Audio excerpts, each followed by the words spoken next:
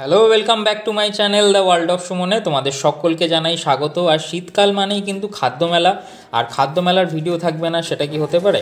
তো আমাদের বড়নগরেরই একটা খাদ্য মেলা হয়েছিল, যেখানে আমি আর প্রিয়া দুজনেই চলে গেছিলাম। আজকে সেই খাদ্য মেলারই কিছু ফুটেজ তোমাদের দেখাচ্ছি। এটা হয়েছিল ডিসেম্বরের লাস্টে।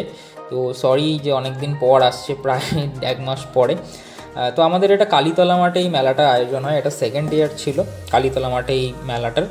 তো এখানে স্পেশালিটি থাকে হচ্ছে যে বিভিন্ন যে বড় বড় ফেমাস দোকানগুলো, তার সাথে কিছু স্টার্ট আপ যারা নতুন দোকান, তারাও এখানে দোকান দেয়। এবং মাঠের ঠিক মাঝখানে স্টেজ করে একটা প্রোগ্রাম হয়। ওই 5-6 দিন মতো ছিল মেলাটা। আর লাস্ট ইয়ার যেরকম ডিবাপি দোকান দিয়েছিল, সেটার একটা হাইপ ছিল। এই বছর হাইপ রয়েছে দাদা বৌদি বিরিয়ানির জন্য। দাদা বৌদির বিরিয়ানি দোকান দিয়েছে। আর এটা দেখছো ঢেঁকি, যেখানে চাল সামনেই একদম ভেঙে গুঁড়ো করে সেই পিঠে, বাংলার পিঠে বলে যে দোকানটা, এখানে পিঠে বিক্রি হচ্ছে। বিভিন্ন ধরনের গ্রাম বাংলার যে পিঠের স্বাদ, সেই অথেন্টিক স্বাদ এখানে প্রোভাইড করা হচ্ছে, ওনারা সেটা ক্লেম করছেন। এবং খাদ্য মেলায় এলে যেটা স্পেশালিটি বা পজিটিভ পয়েন্ট থাকে, যে একই জায়গায় মানে একদম স্টার্টার থেকে শুরু করে ডেজার্ট সব কিছু পাওয়া যায় এখানে। স্টার্টার যেরকম মোমো, কাবাব, ফুচকা সবই পাওয়া যাচ্ছে, মেন কোর্স পাওয়া যাচ্ছে, মিষ্টি, ডেজার্টের সবই পাওয়া যাচ্ছে। যেরকম এই মোয়াগুলো ছিল 10 টাকা পিস। বিভিন্ন ধরনের লোভনীয় বেশ মিষ্টি ছিল, সবই টাটকা ফ্রেশ। কাবাব কাউন্টার ছিল, যেখানে আমি দেখলাম ইউনিক এই চিংড়ি মাছের প্রন কাবাবটা হচ্ছে, বেশ এটা ইউনিক লাগলো দেখতে। পমপ্লেট ছিল, চিকেন ছিল, আর নর্মাল তো থাকেই নর্মাল কাবাবস। চকলেটের স্টল ছিল, বিভিন্ন রকম হ্যান্ডমেড চকলেট ছিল।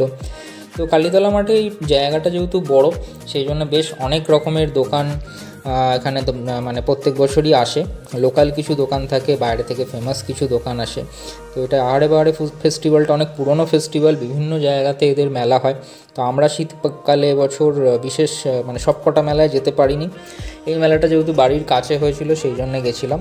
তো যেরকম বললাম যে চিকেন পকোড়া থেকে শুরু করে চিংড়ির পকোড়া, মানে সি ফুড, তন্দুর, মুগলাই, সব ধরনের খাবার একই ছাদের তলায় বা একই জায়গার তলায়। তার সাথে সাথে বাড়তি পাওনা সেটা হচ্ছে যে এখানকার অনুষ্ঠানে প্রতিদিন কেউ না কেউ আসছে, সেখানে পারফর্ম করছে।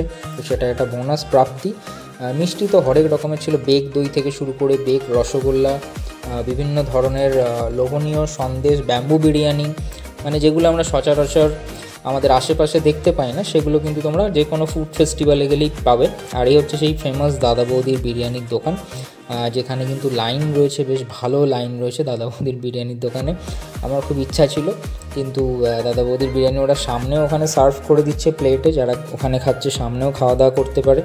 আর বেশি দেখলাম বেশ ফেমাস হয়েছে কুল্লাক পিৎজাটা বেশ সাজিয়ে রাখা রয়েছে। এবং যেহেতু অ্যাফোর্ডেবল, ওই 100-150 টাকার মধ্যে, সেই জন্য অনেকেই ট্রাই করছে কুল্লাক পিৎজাটা।